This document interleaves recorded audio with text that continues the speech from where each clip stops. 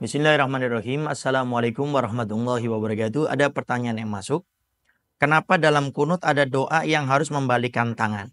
Kita umumnya kalau doa kan seperti ini. Tapi dalam doa itu kadang-kadang ada yang dibalikkan seperti ini. Umumnya doa memang seperti ini dan kita disunahkan mengangkat tangan untuk menunjukkan rasa butuhnya kita kepada Allah Subhanahu wa taala dan agar kita bisa berdoa menghinakan diri kita di hadapan Allah, dan itu disunahkan.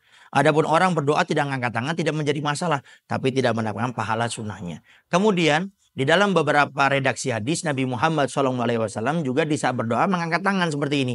Tapi dalam beberapa keadaan Nabi di saat berdoa meminta kepada Allah mengangkat tangannya seperti ini. Yang bagian dalam ini itu diangkat ke atas. Tapi di saat Nabi berdoa minta perlindungan, yang bagian depan maka diangkat seperti ini. Ini hukumnya sunnah.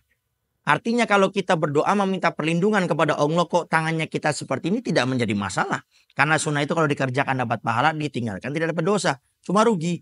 Nah sekarang kita sudah tahu ilmunya, di saat kita berdoa kita disunahkan mengangkat tangan seperti ini. Meminta permohonan kepada Allah Subhanahu wa ta'ala. Meminta ampunan kepada Allah Subhanahu wa ta'ala. Tapi kalau sudah meminta perlindungan disunahkan kita bisa berdoa seperti ini. Seperti contoh dalam kunut nazilah. Di saat imam nanti membaca doa kunut. Nah nanti di akhirnya itu biasanya ada doa yang mana meminta perlindungan kepada Allah Subhanahu wa taala, maka kita disunahkan untuk seperti ini. Jadi kalau untuk minta perlindungan kepada Allah disunahkan yang bagian yang luar ini disunahkan mengangkat ke atas seperti ini. Tapi di saat kita meminta kepada Allah atau meminta ampunan kepada Allah, maka yang disunah bagian dalam ini yang diangkat seperti ini. Wallahu a'lam bishawab.